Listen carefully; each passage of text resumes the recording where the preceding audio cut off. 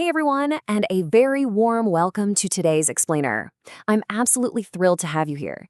Think of me as your guide today. Or, maybe that favorite, patient primary school teacher you used to have. Because today, we're going to unlock the magic of time. We're taking something that honestly often feels kind of tricky, the rules of grammar, and we're going to make it as easy and familiar as your everyday routine. So we're exploring the foundations of temporal grammar, which is really just a fancy way of saying we are mastering tenses. Okay, let's dive into this. Here is our gentle lesson plan for the day. First, we'll look at what tenses actually are. Then, we'll walk through the past, before now, the present, right now, and the future later on. After that, we'll talk about why clear tenses matter so much. And finally, let's practice together. All right, section 1. What are tenses? The basic building blocks of time. Imagine just the simple daily routine of waking up in the morning and sort of mapping out your day in your head. Every single thing you do happens at a specific moment on that map. A tense simply tells us the time of an action. In easy words, it shows exactly when something happens. Every single action, whether it's tying your shoes, walking to school, or cooking dinner with your family, happens at a specific moment. Tense is just the tool we use to tell people exactly when that moment is. And this brilliantly illustrates the whole concept. Every action falls into one of three main buckets on our timeline. There's before, which is our past, there's now, which is our present, and there's later, which is our future. Grounding your day in these three simple ideas makes grammar feel, honestly, incredibly natural. So, let's lock in our first big takeaway. Before we move any further along our timeline, just remember this one simple rule. Tense equals the time of the action. That is our absolute foundation. Okay, section 2, the past or before now. These are actions that have already finished. Think about the things you've already completed today. Maybe you brushed your teeth, or maybe you finished your homework. That action is done and dusted. If I say, I eat rice, well, that's happening right now. But simply saying, I ate rice, totally changes the story. By changing just one tiny word to ate, you're telling your friends that this comforting home activity, eating your meal, has already happened. It's completely finished. Now, each tense has 4 beautiful variations that let us add really specific details to our stories. Let's keep using our familiar example of eating a meal. First, we have the simple past. I ate. Nice and clear. Second, the past continuous. I was eating, showing you were right in the middle of it when something else happened. Third, the past perfect. I had eaten, showing it was completely done before another event. And fourth, the past perfect continuous. I had been eating, highlighting exactly how long you were eating before you stopped. See, just gentle, logical steps to paint a clearer picture of something that's already done. Let's take a deep breath and pause right here. To summarize, the past tense is exclusively for actions that are already finished. Perfect. You are doing great. Moving on to section 3, the present, or right now. Actions happening at this very moment or regularly. We're pulling our story forward to the current moment. This is all about what you're doing right now, or things you do as part of your daily routine. Take a look at this comparison. She played. Well, that's yesterday's recess, right? It's over. But she is playing paints a vivid, lively picture of an activity happening right in front of our eyes, right now, at school. The present tense brings the action to life immediately. Just like before, the present tense gives us 4 wonderful ways to express ourselves. Let's walk step by step through our culinary example again. 1. Simple present. I eat, like a regular habit you do every day. 2. Present continuous. I am eating. You're doing it right this second, fork in hand. 3. Present perfect. I have eaten, meaning you finished recently and you're full right now. And 4. Present perfect continuous. I have been eating, showing you started a while ago and you're still happily munching away. Each one just slightly shifts how we describe what's happening in our world right now. Let's reiterate our core lesson to ensure our foundation is rock solid before we look ahead. To summarize, the present tense describes actions happening now or happening regularly. Section 4, the future, or later on, actions that will happen down the road. Now we're shifting our narrative forward. We're looking ahead to things that haven't happened yet, like looking forward to tomorrow's walk to school or your weekend plans. Now, what's really interesting about this transition is how simple it is to travel through time.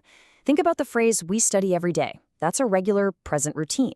But watch how easily we shift. By simply adding the word will, making it we will study tomorrow, we are completely transported to a future activity. It's literally like magic. Let's guide ourselves through our final 4 variations, showing how easily we can talk about our future meals. First, the simple future, I will eat, a basic fact about later.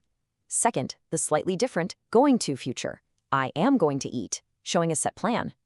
Third, future continuous, I will be eating, meaning you'll be right in the middle of your meal at a specific time later on.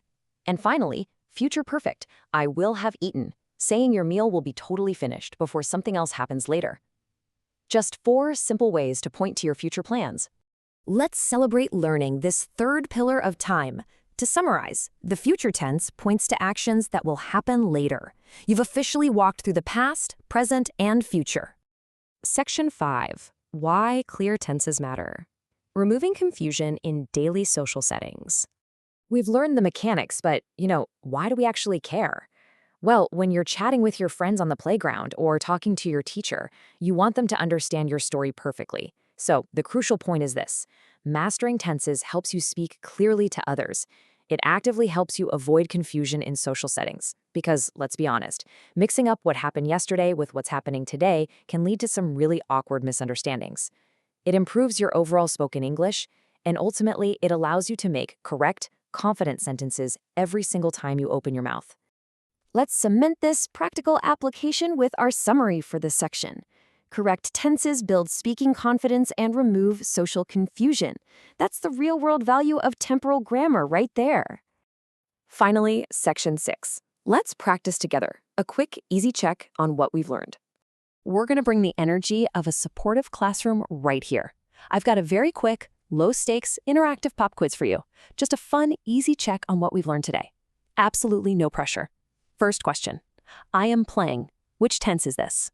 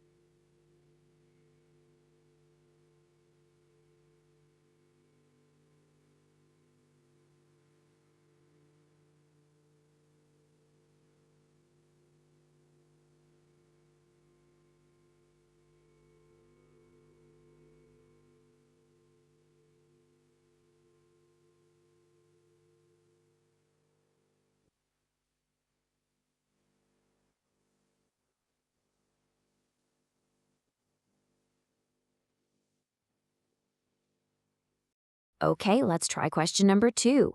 I ate food. Which tense is this? Hinting back to our earlier example about sitting at home looking at an empty plate because the meal is completely finished, you've got it. It's the past tense. Wonderful. And for our final question today, I will go. Which tense is this? Knowing what we do about plans down the road, it is, of course, the future tense. You did brilliantly today, but I want to leave you with one final, provocative question to think about.